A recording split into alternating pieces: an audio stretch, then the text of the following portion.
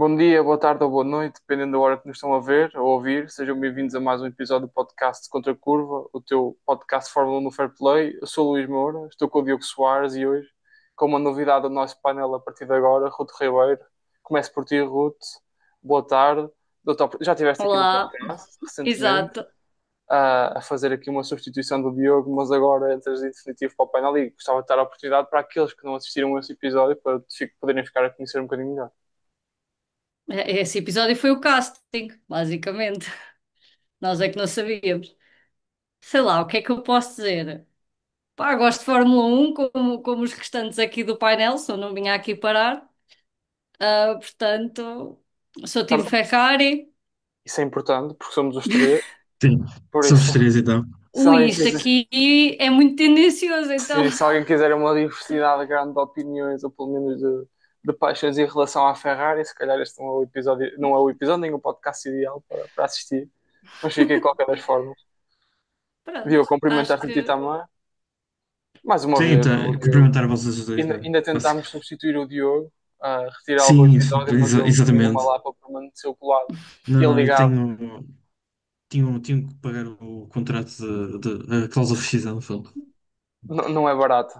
E agora temos que Exato. cumprir o contrato até ao final. Corrida na Áustria, neste passado domingo, com vitória de Norris, segundo lugar de Piastri e pódio Leclerc. Como é habitual, vamos para o vencedor da corrida, para o Norris, que acabou por conseguir com toda esta situação ganhar um pouco de terreno ao Oscar Piastri, 7 pontos. Um, por isso decresceu um bocadinho aquela que era a diferença do campeonato depois do desaire no Canadá, beneficiou da colisão do Max Verstappen, mas aí já vamos mais à frente. Começo por ti, Ruth, para te dar as honras da casa. Como é que tu viste esta vitória de Norris?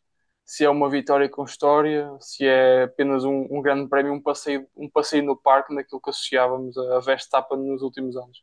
Se foi uma vitória a Verstappen. É assim, para mim o Norris, pronto, começou logo com o bom arranque, portanto não deu a oportunidade ao Leclerc tentar alguma coisa. Também seria só uma tentativa, porque vamos ser honestos, é um Ferrari contra uma McLaren, por mais que o Leclerc conseguisse fazer alguma coisa nos primeiros metros, depois ia voltar a perder a posição, certamente. Portanto, ah, Norris arrancou bem, não errou, cumpriu basicamente o plano, que era ir do início ao fim a manter a posição dele, não teve grandes chatices, teve ali aquele período que o Piastri tentou um bocadinho, isso depois acabou por se perder uma das vezes quando o Piastri até bloqueou a roda traseira, ou o que é que foi, aí perdeu logo um bocado de distância, depois na fase final.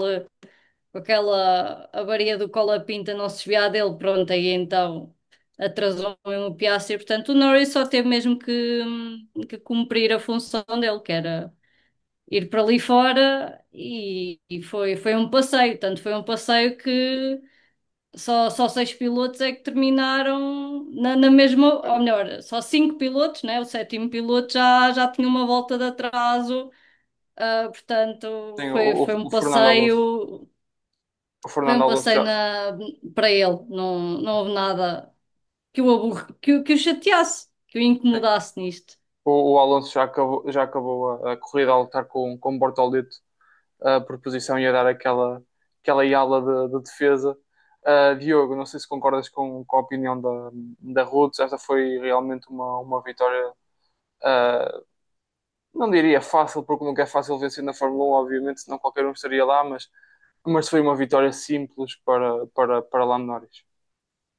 Eu acho que acima disso foi uma vitória necessária para o Norris, naquilo que são as aspirações dele no campeonato. Que vinha de uma altura em que andava a ser batido pelo Piastri, depois no Canadá houve a situação que todos nós assistimos e se calhar voltar a ficar atrás de Piastri neste fim de semana poderia ter uma chapada psicológica, no fundo, no campeonato, naquilo que seria a mentalidade do Norris até ao fim.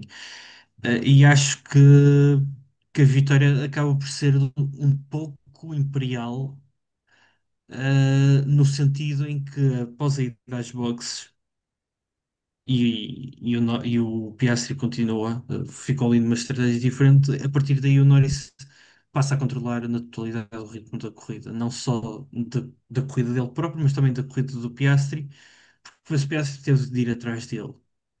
E se no fim o Piastri estava mais rápido, apesar de toda aquela situação com o Colapinto, com as dobragens, que em boa verdade não foi só o Colapinto, apesar do Colapinto ter sido determinante a atrapalhar, a verdade é que é fácil chegar, mais difícil é ultrapassar, é aquela velha máxima do desporto motorizado. E nisso é preciso dizer que o Norris esteve bastante bem.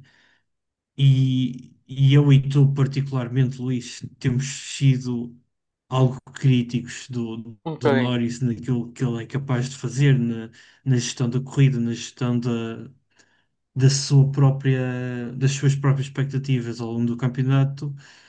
Acho que é preciso dizer que na Áustria, foi sendo algum território dele ao longo da carreira, é preciso dizer que ele conseguiu sacudir qualquer tipo de más línguas que andassem por aí, qualquer tipo de pressão psicológica que ele tivesse. É.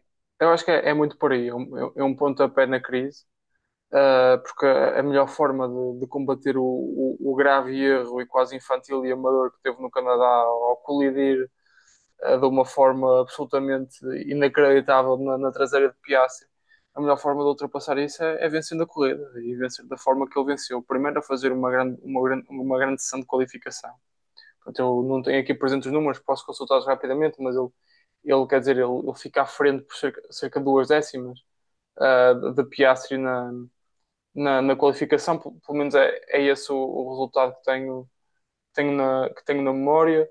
E depois na corrida, quer dizer, a McLaren cumpre a estratégia que seria habitual, portanto faz um bom trabalho e vence. E vence de uma forma bastante positiva. E agora, vendo que o Regi ele ficou a cerca se não me falham as contas, cerca de meio segundo do Leclerc. Foi essa a vantagem que teve na qualificação. Portanto, ele fez um 3,9, o Leclerc fez um 4,4 na volta do Q3 e, portanto, aqui uma diferença que é vaciladora, principalmente para Piastri, que é uma diferença mais ou menos da mesma ordem. Tudo bem, houve aquela bandeira amarela que acabou por prejudicar um pouco a volta de Piastri, mas ainda assim é de realçar o performance em qualificação. E normalmente, quando nós temos um bom Norris em qualificação, temos um Norris menos bom em corrida. A vacilar muito no momento do arranque, não o fez, arrancou bem, fechou a porta ao Leclerc, beneficiando voluntariamente ou involuntariamente, isso depende do seu próprio companheiro de equipa, que conseguiu ultrapassar o Monegasco, e a partir daí foi gerir. Um, e foi gerir e dar uma machadada que pode ser quase letal, tendo em conta toda a evolução dos carros, uma machadada que pode ter sido quase letal a Max Verstappen. São 61 os pontos que separam Piastri de Verstappen, Piastri o líder do campeonato e Verstappen o atual campeão do mundo em terceiro classificado. Quer dizer, quando se vê aquele momento, isso pode ser também um bom ponto para o nosso próximo tema de conversa, mas quando se vê aquela má travagem do Antonelli a deitar Verstappen para fora e a desistir, e se vê dois McLarens na frente com a vantagem competitiva que tinham para o Ferrari, eu acho que o Max nem quis ver o resto da corrida. Foi tomar banho e pegar no carro para ir para o jato privado que estaria ali alguns, para voltar para o Ou no Mónaco. caso daquilo que ele disse, foi sabe-se lá para onde assistir às 24 horas de Spa. Sim, quer dizer, é complicado para o Max, ele não fez uma boa qualificação. Falta também perceber se por ele, se por uma questão de afinação, por uma questão de carro, quer dizer, pelo resultado do Tsunoda, leva-se a crer, não é que ele seja uma grande referência, não é? Mas leva-se a crer que pode ter sido também uma questão do monolugar simplesmente não ser competitivo.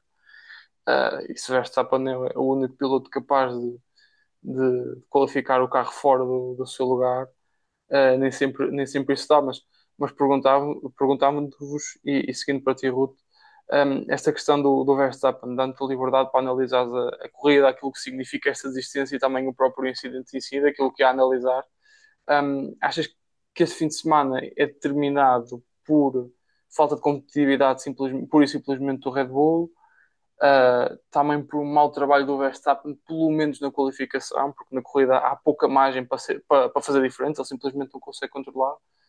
Onde é que achas que teve o principal fator de fracasso da Red Bull neste fim de semana? Olha, primeiro dizer que sim, é a parte do que ele se arrisca já está se calhar quase definido não revalidar o título, se bem que pronto, com o Max a malta vai sempre naquela de enquanto ele estiver ali a tentar, não se pode declarar com toda a certeza a impossibilidade dele repetir o feito, mas acho que é para o ano voltamos a ver o 33 no carro dele. A qualificação, ele também teve aquela situação da bandeira amarela quando ia em volta rápida, que foi mesmo muito rápido também a situação da bandeira amarela, mas ao fim e ao cabo também o prejudicou ali um bocadito, se calhar. Não sei que tempo é que ele ia conseguir definir com isso. Até se não estou em erro, ele depois aproveitou para ajudar o Bortoleto, que ele falou qualquer coisa sobre isso. Sim, sim, e depois isso foi Sim, muito popular sim. na conferência de imprensa pós-qualificação, o bromance que falaram entre os dois, serviu também para fazer alguma. Pronto, porque também já vimos que o Max para os rookies é um Max diferente do Max para um Esteban Ocon ou um George Russell. E O agora o Kimi, rookie, agora o o Da rookie Kimi, vai o ter que Mercedes. ter Ki- cuidado com o Antonelli, sim, acho que o O não Kimi Hulk, de o certeza Hulk. que ficou um bocadinho no carro só à marcado. espera de ver se o Max percebia que não tinha sido o Russell, não fosse ele partir para a agressão e repetir as cenas que já teve com o Ocon, sabe-se lá. Mas não, tanto que nós vimos a mensagem de rádio do Max, que até envolveu as neiras, como é o habitual. Depois passamos para um Max quando sai do carro e se junta ao Kimi e já vai a conversar, tipo, quase o mestre com o seu pupilo e ai, está tudo bem, erros acontecem, ah, é normal, é assim que se aprende. Pronto, o Kimi tem sorte que faz parte do grupo que está nas boas graças dele, Por portanto. enquanto. Mas se Ah, calhar isso É, também é é preponderante. agora, enquanto é rookie. Depois já pá, não. E se calhar o facto de ser o rookie da Mercedes também é preponderante, sim. considerando Vá-se lá há saber rumores se não vai ser que. É, colega de equipa dele, sim, não é? Não. exato. É exato. Então, isto foi para ativar lá a cláusula do Max, é o que a malta diz. Foi o Toto Foi que tudo disse: Ok, propositado. me trata aí do assunto. Que É ele também assumir. está farto daquele carro. Nós podemos lhe dar um carro melhor, Ah, indo e não, para a certamente que não. temática do carro. É como tu disseste: o Tsunoda também não serve De de referência. exemplo, de É, referência para sabermos o que é que o carro dá ou não dá. Mas a verdade é, já passou por lá o Lawson, que depois é rebaixado, troca com o Tsunoda e depois, pronto, no início continua a não apresentar muito, mas agora até está a conseguir sim, fazer melhor. Portanto, se calhar a Red Bull está a virar cemitério de de segundos pilotos. Já o era, não é? O Não, eu Lawson, a acho que. propósito disso, Pois foi, eu digo que foi está a sincero. virar, mas isto já é uma Sempre foi. lista assim um Sempre foi. bocado. Diogo, em relação a este tema da Red Bull, quer dizer, eu vou-te dar a oportunidade de liberdade total para o Sim. teu momento preferido do episódio. Força, podes Eu destratar a acho que Red aquilo Bull que e os eu. seus pilotos. Não, eu acho que aquilo que eu tenho a dizer sobre a Red Bull é aquilo que já devo ter dito para aí duas ou três vezes aqui no podcast e é perfeitamente comparável com a situação de Marc Marquez na Honda na década passada, em que Marc Marquez estava na Honda, numa Honda que tinha graves problemas, mas ele lá conseguia dar a volta à situação e era campeão, mas depois tínhamos ao lado o Dani Pedrosa que até conseguia ir ao pódio, ganhava aqui e ali, mas não tinha capacidade de lutar. Ahm, Depois passou por lá o Jorge Lorenzo, que esse, enfim, quase que nem competiu lá. Parecia um piloto de uma equipa privada. E acho que é o que está a acontecer na Red Bull neste momento é que temos os pilotos que estão na Racing Bulls e conseguem se destacar, como o Adjar tem se destacado, como o Tsunoda se destacou, como em tempos o Gasly se destacou, como em tempos o Albon se destacou, e depois chegam lá e ao lado do Max, não é a mesma coisa. Não é a mesma coisa porque é uma equipa que, ao invés de dizer aos pilotos, tem aqui um carro, adaptem-se a ele, e isto é o melhor carro possível, adaptem-se. Está a fazer o contrário, que é, temos este carro, que o Max gosta muito dele, e tu vais ter de andar ali a 5 décimos no máximo, que é completamente irrealista, não é? Porque no fundo cada piloto tem o seu estilo de condução, e se calhar, enquanto andarmos nisto, a Red Bull vai sofrer no pós-Verstappen, quer seja para o ano, quer seja num futuro ainda mais longínquo, e vai sofrer durante muitos anos, porque Sim, não se esqueçam que para o próximo ano vai entrar a Ford, e a Ford não tem nenhuma referência sobre o que é Fórmula 1. sim. Não digo Não, que, não digo que os motores sejam maus, se calhar até podem ser os motores espetaculares, com uma durabilidade de excelência, mas são inexperientes sim, nestas análises. eu peço isso, principalmente nos carros de estrada, porque eu não quero ficar parado num baberno com o motor forte. Mas deixa-me só complementar essa tua ideia. Assim, de Olha que os facto, a Red Pumas não têm Bull, muita sorte. os Pumas não têm muita sorte no meio do monte, não, em estrada, pelo menos eu, até agora está tudo impecável. Mas a Red Bull acabará por mais tarde ou mais cedo cair num vazio, porque agora a aposta é toda em Verstappen, nem em Verstappen, nem em Verstappen, nem em Verstappen. Quando não houver Verstappen, não vai haver a estrutura que se estragou ao apoiar apenas e só um piloto, e não haverá um piloto que seja capaz de ter os resultados de Verstappen. E, portanto, se calhar aí a Red Bull terá mais dificuldades, primeiro em captar talento, em captar pilotos rápidos, e depois em conseguir também produzir um bom monolugar. Ruth, dou-te a oportunidade para também te posicionares em relação a esta ideia, senão temos que passar para os nossos, para os nossos pilotos, né? Para a nossa equipa, para a Ferrari, que apesar de tudo tem um fim de semana, começo já também a analisar muito positivo com mais um pódio do Leclerc, o segundo seguido, porque também o fez no Canadá, penso eu. E Hamilton a fazer também um dos melhores resultados da temporada com quarto lugar. Olha, eu vou então só sublinhar ali, eu concordo com tudo que o Diogo disse, mas eu estava a dizer que é o carro que o Verstappen. Eu acho que este ano nem o Verstappen gosta do carro, portanto o problema Sim, está a piorar. É porque até ao último ano o Verstappen lá está, epá, o carro dá para mim, não sei. Este ano não, já nem ele está a morrer de amor por aquele carro, portanto a coisa está a ficar muito feia para o lado da Red Bull, porque só tem foco, lá está, num piloto, mas neste momento nem para esse piloto estão a saber trabalhar bem. Em relação à Ferrari, Ruth, vamos também começar por ti. É um fim de semana positivo para os tifosi. É assim, um Ferrari no pódio, neste momento é o máximo que podemos celebrar, não é? Ver um Ferrari no pódio. Vitórias mesmo, pronto, só se os dois McLaren se espetarem, não vou assumir que torci por isso, não, não, claro que não. Mas pronto, enquanto não der para fazer, para chegar aos degraus mais altos do pódio, estarmos no pódio já é qualquer coisinha, tendo em conta a forma como a época começou. Portanto, e sim, o Hamilton definitivamente também acho que merece aí um destaquezinho, porque os fãs todos dele andam muito revoltados que ele foi para a Ferrari, não está a conseguir resultados, tirando a vitória na corrida de sprint. Isso Mas para nós pronto, aqui não conta muito as experiências. mas sim, pronto, que já conseguiu aproximar-se mais dos lugares lá de cima. Vamos ver, como é que a próxima corrida até em casa, vamos ver se isso o motiva.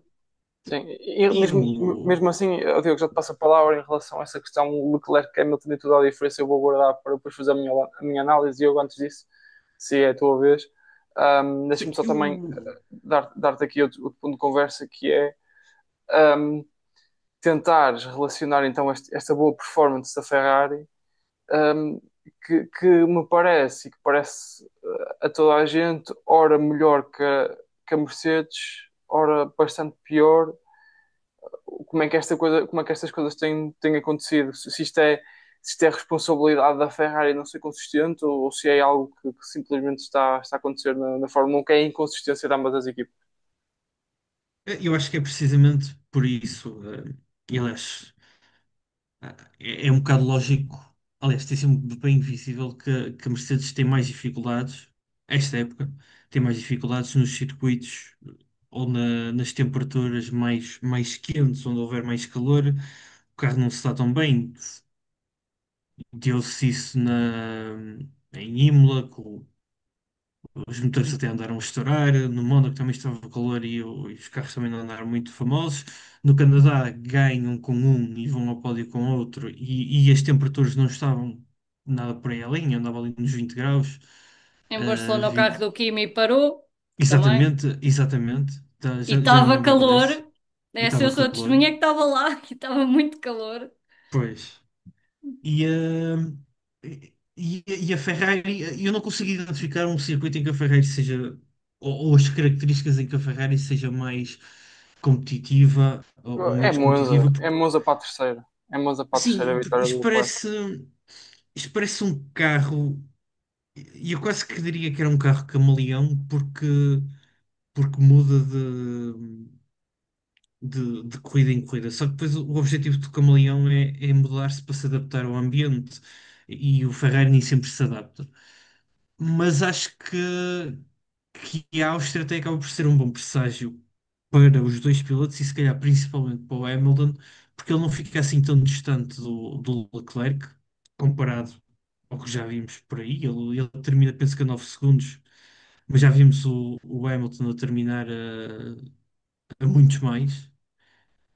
E, e assim, não me parece nada assim. Não é extraordinário para aqueles que eram as ambições do início da temporada. Isso está muito longe até de acontecer. Mas, mas acho que é um bom prato de entrada para aquilo que pode acontecer em Silverstone, principalmente com o Hamilton. Claro que o Leclerc também anda bem em Silverstone, como aliás, eu acho que qualquer piloto do grid consegue andar bem em Silverstone. Mas o Hamilton, quando chega a Silverstone, atinge um patamar de Olimpo, eh, daqueles patamares que só os grandes do desporto é que conseguem atingir, e se calhar podemos ver um novo Hamilton dentro Sim. da Ferrari, claro. Eu no ano passado apostei para Silverstone Hamilton a vencer. Era uma bold prediction. Aconteceu, não é? Eu não sei se te recordas, é o momento mais glorioso Lembro-me. que eu tenho neste podcast. Mas em relação ao que se passou na Áustria, sim, é verdade. Em relação ao Hamilton, ele conseguiu diminuir essa vantagem. Acaba a cerca de 10 segundos de Leclerc, o que não é muito. Uh, Também não é pouco, é verdade, mas quer dizer, para aquilo que tem acontecido, às vezes com diferenças de meio minuto, consegue ser uma melhoria em qualificação, anda próximo do Leclerc. Fica sensivelmente um décimo atrás do Charles, o que não é propriamente fácil, porque todos sabemos que o Leclerc é um exímio piloto em qualificação e que, portanto, é muito difícil batê-lo, principalmente em igualdades de circunstância. Um, Portanto, isso é um ponto positivo para o Hamilton. Bem, ainda assim, acho que aquilo que tem sido a temporada dele até agora, apesar de neste Grande Prémio de Áustria ter conseguido melhorar um pouco, continua a ser algo decepcionante. Silverstone pode ser mesmo uma corrida-chave, porque se ele calha de fazer um pódio, se ele calha de ganhar e ficar à frente do Leclerc, aí pode ser um grande balão anímico e pode realmente mobilizar-se e conseguir levar a Ferrari para a frente. Se ficar atrás do Leclerc, o Leclerc nem é uma questão de ganhar ou não, é se calhar ir ao pódio e ficar e o Hamilton não ir e tal. Isso pode afetá-lo psicologicamente. Claro que não deixará de rastro porque é difícil abater um piloto que ganhou 7 campeonatos do mundo e um piloto com experiência do Lewis Hamilton, mas que aquilo que nós falámos muito, Diogo, até o último episódio contra a curva, principalmente no início, que os dois concordávamos que era muito importante este primeiro meio de temporada para a Ferrari e para a luta de primeiro e segundo piloto, porque se chegarmos ao final desta temporada com o Leclerc com uma margem pontual significativa à frente do Hamilton, com mais pódios, com vitórias, vamos ver se caem para o lado da Ferrari ou não. Isso pode fazer com que o Leclerc tenha mais influência e mais importância na construção de uma homologar para a próxima temporada e que por isso possa dar um ligeiro passo à frente nesta questão do primeiro e do segundo piloto. Ao contrário daquilo que se pensava no início da temporada com a chegada de Lewis Hamilton e, portanto, estes resultados da Ferrari são importantes ler-se no panorama desportivo, dentro de pista, mas também nesta questão toda interna, que sabemos a importância que é dominar uma equipa, que é ter uma equipa do seu lado, principalmente a Ferrari, porque isso já aconteceu no passado, não é? Basta recordar as épocas do Schumacher, ou até quando o Leclerc entra na Ferrari com o Vettel, e por ser um menino da casa que não sendo italiano, quase que tem esta dupla nacionalidade, portanto tem muito de italiano em si, fala italiano, canta o hino italiano, portanto, tudo isso, e conseguiu dominar a Ferrari e bater um quatro vezes campeão do mundo com a experiência, com a humildade e com a personalidade de Sebastian Vettel. Em relação à Mercedes, um, o que é que eu já fui fazendo a pergunta ao Diogo, Ruth, agora dou também a oportunidade de responderes o que é que achas que se passou. É que esta questão da temperatura é só um mau dia para a Mercedes, é um mau dia para os pilotos, para a Antonelli foi de certeza. O que é que se passou na Áustria e o que é que se pode passar em Silverstone, que é a corrida também. É a corrida da casa de quase todas as equipas da Fórmula 1, mas também da Mercedes. Pronto, o Kimi, lá está, não há muito para falar, porque à terceira curva ele decidiu que não estava para aquilo. O Russell, epá, eu nem sei, eu acho que nem dei muito, eu confesso que não dei muito por ele durante a corrida. Acho que teve ali só meio que a existir, pelo menos para mim, não foi tipo aquele piloto que de volta e meia as câmaras mudavam para ele ou isso. Teve ali no início, logo no arranque, aquela tentativa de se meter ali entre os pilotos da Ferrari e tal, mas não sei, acho que teve só a fazer, se calhar até aquilo que ele normalmente faz, não é? A piada é que o Russell basicamente vai só, faz a corrida e depois espera que alguém na frente se espete para ele chegar ao pódio sem saber explicar bem como é que isso aconteceu. Ele no ano passado ganhou assim, na Áustria. Por Exato, isso. pronto. E este Não, ano, mas este eu acho ano que o problema. o Leclerc teve aí isto de fazer, não é? Porque aquela situação entre o Piastri e o Norris no início também não teve fácil. Ali aquela queimadela de Sim, travagem na curva 4, sim, sim, quase sim, sim. e os dois para a gravilha, Diogo, siga. E depois Sim, a Ruth mas. concluiu Não, mas o não, mas raciocínio. é só. É rápido. O que eu acho que a corrida do Russell acaba por ser estranha, porque. E eu não sei se perceberam, mas havia situações da corrida em que o próprio Lawson conseguia ser mais rápido que o Russell, em que em duas ou três voltas a diferença de tempo era capaz de descer de 8 segundos para 5 eu acho que houve ali uma altura que chegou a estar a 2 segundos, 2 segundos e tal. Acabou 5 segundos. Entretanto, e acabou Acabaram 5 5 segundos. segundos. Por isso, eu acho que a corrida do Russell acaba por ser estranha, uh, pelo simples facto de não conseguir ser assim tão mais rápido do que o Lawson. O Lawson também foi uma corrida que definitivamente até tendo em conta, pronto, início do ano, se calhar nem vamos dar para efeitos comparativos, porque foi na Red Bull, mas foi provavelmente das melhores corridas que ele teve agora na segunda equipa. Se Andou calhar ali foi por das melhores si, coisas da carreira. ou isso Ah, até. até da forma como bate o Isaac Adjar, que ficou em 12º e a uma volta do líder, e portanto é sempre bom bater o companheiro de equipa com um carro que luta pelos últimos lugares pontuáveis, conseguir ser melhor do que ele é sempre um fator Sim, ah, ainda por cima, quando o positivo. companheiro é o Adjar, Pode usar, que exatamente. tendo em conta tudo o que se tem estado a falar nos últimos tempos, tirando o Verstappen, era o melhor dos outros três nos Ainda últimos estar a Red tempos, Bull. portanto. Vamos a ver que o Lawson ainda vai voltar até ao final da temporada para a Red Bull. Nunca sabe. Não sei se Ruth, em relação à Mercedes, esta situação, tens mais alguma coisa a acrescentar ou se podemos partir para os destaques deste grande prémio, os restantes Acho que destaques. não tenho mais nada. Tenho depois nas previsões para a próxima corrida. É capaz de aparecer aí um Mercedes. Não sei. Pronto, já lá vamos. Exato. Ah, até lá, Diogo, para ti, qual é que é o grande destaque desta corrida? Claro, pode ser positivo ou negativo. Olha, destaques. Eu acho que para mim o meu principal destaque vai para o Fernando Alonso. Eu podia falar de outros, mas eu vai para o Fernando Alonso, que consegue repetir o, a melhor classificação da época. Ele já tinha feito sétimo lugar no Canadá, voltou a fazer o sétimo lugar e pelo meio ainda andou ali a dar uma aula de defesa pelo meio, que já foi no fim, andou a dar uma aula de defesa ao Bortoleto. E das muitas aulas que o Bortoleto foi tendo, uma vez que ele até faz parte da Academia de Fernando Alonso, eu diria que esta terá sido a mais importante que lhe foi dada. Portanto, e eu dou aí o meu destaque ao Alonso, porque aos 44, 3, 4, já não sei, parece-me que o Alonso é intemporal. Ele continua com uma forma ou com uma qualidade praticamente intocável. eh, e continuo a dizer que se lhe meterem um carro vencedor, ele vai vencer.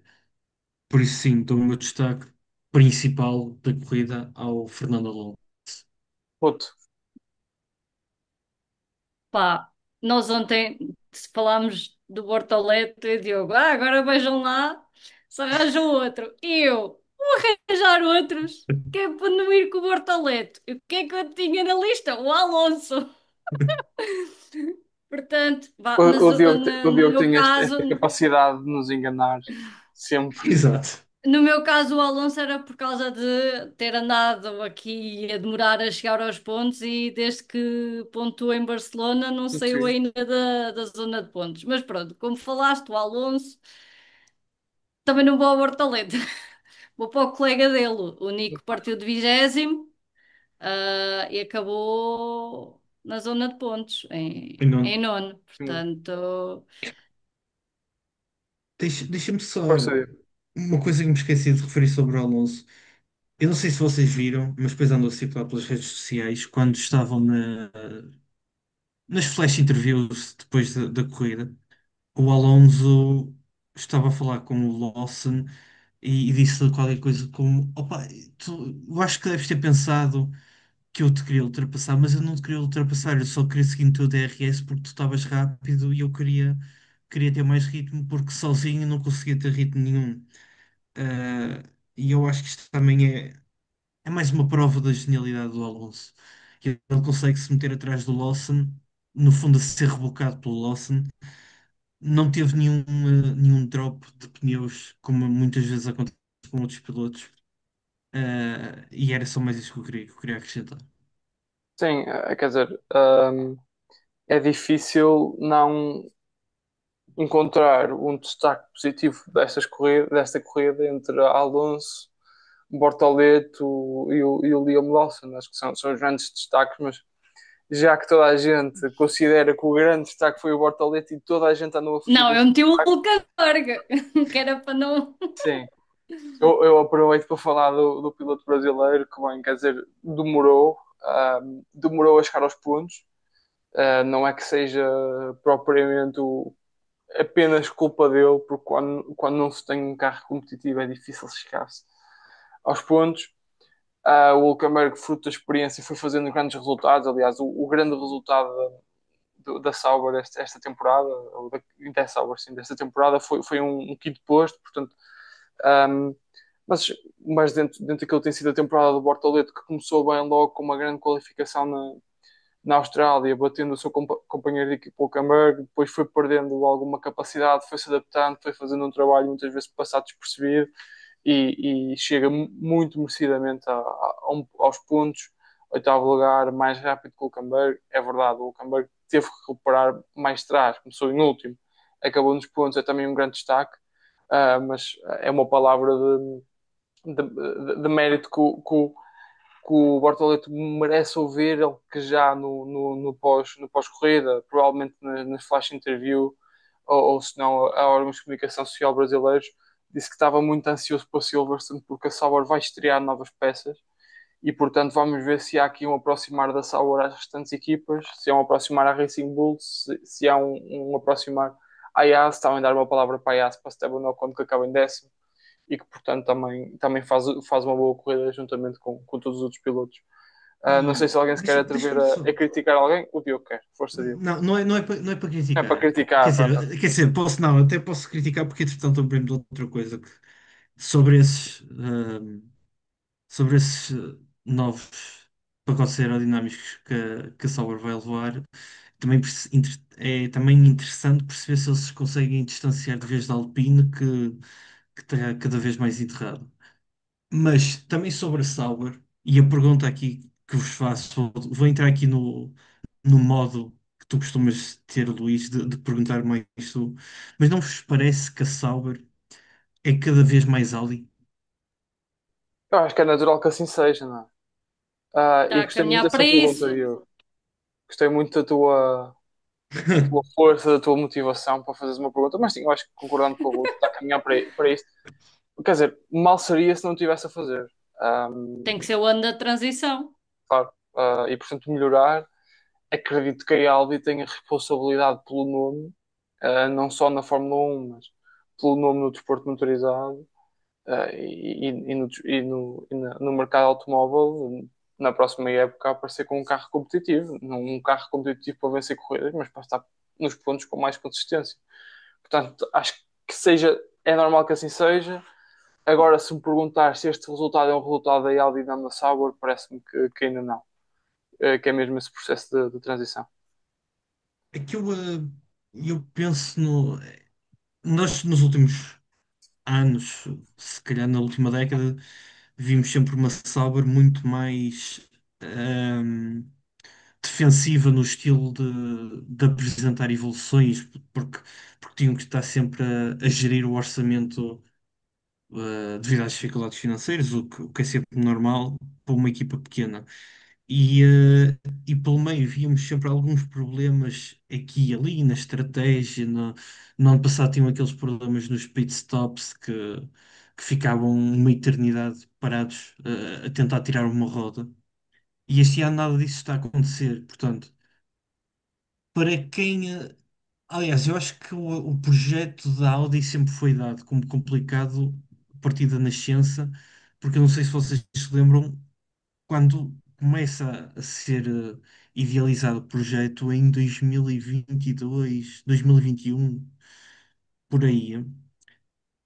Nessa altura, a Audi tem uma carrada de despedimentos na Alemanha e pelo meio os sindicatos naturalmente avançam com greves para responder aos despedimentos. Então, desde aí, o projeto parece que é mal nascido.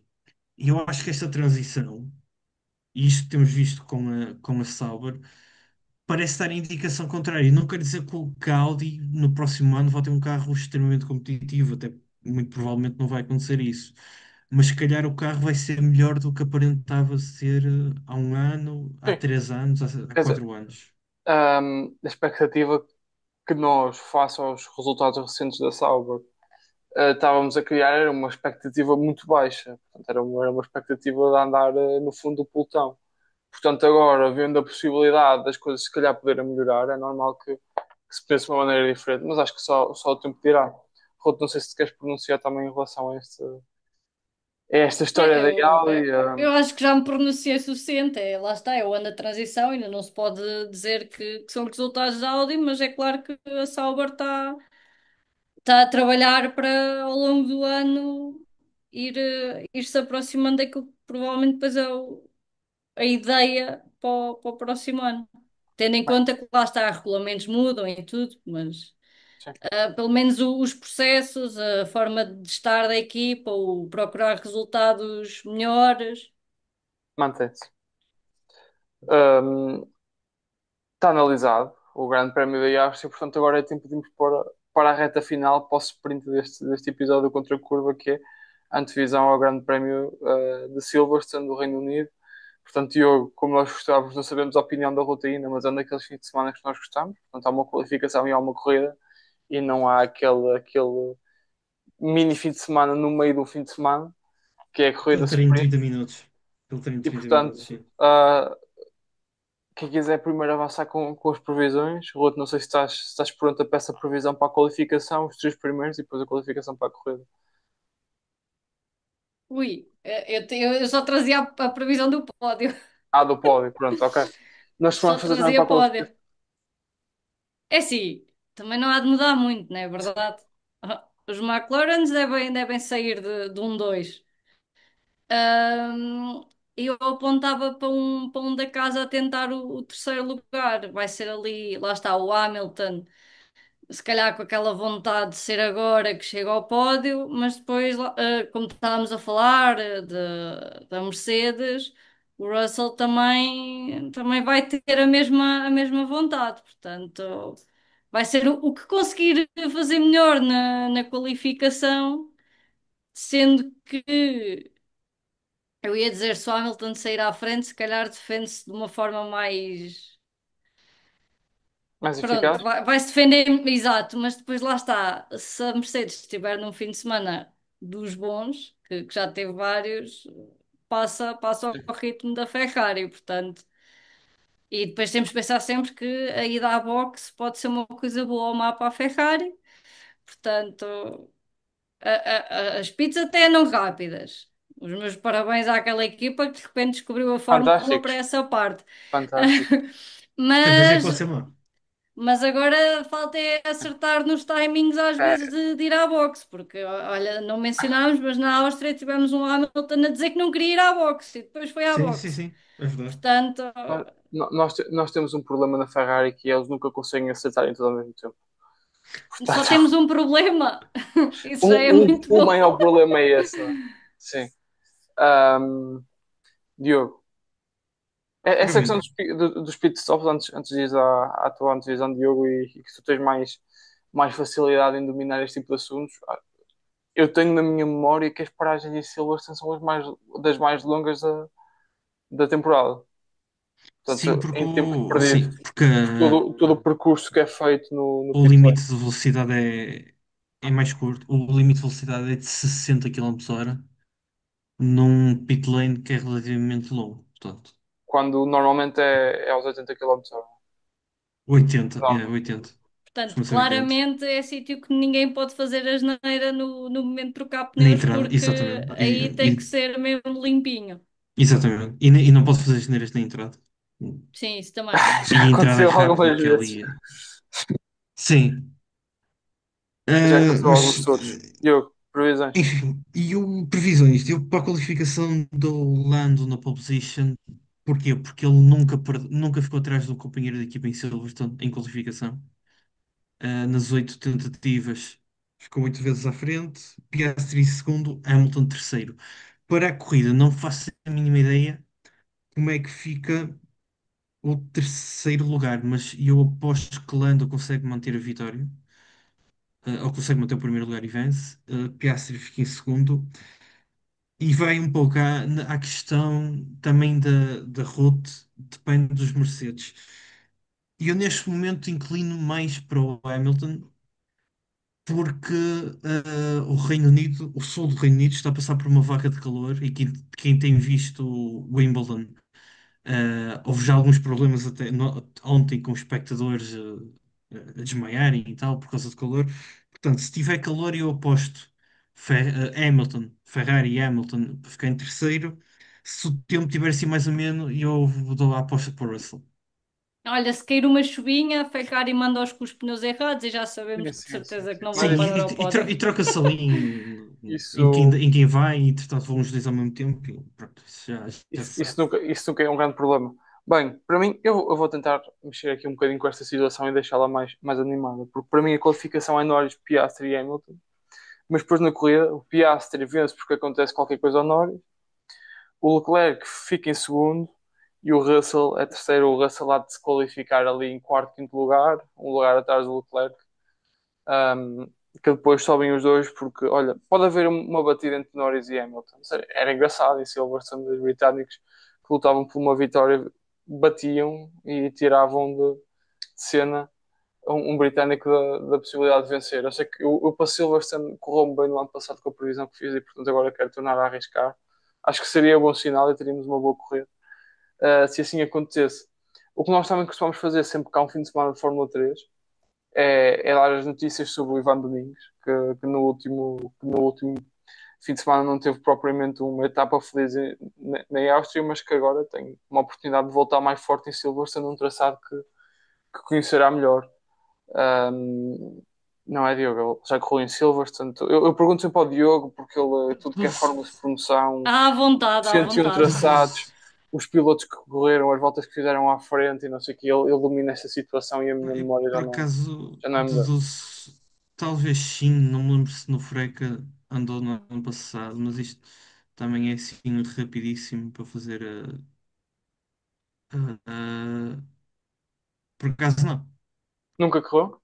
Ah, pá. Não, nunca correu, mas pelo Mas eu sabe, menos. o otimismo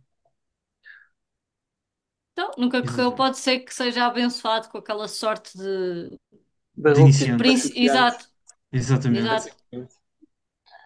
Muito bem, fica também aqui este reparo para o fim de semana que segue do Ivan Domingos, está cerca do meio do campeonato, depois daquele brilharete em Barcelona que lhe deu um balão de oxigênio, agora também à procura de pelo menos chegar perto desses resultados. Muito obrigado, Ruth, por ter estreado neste contracurso.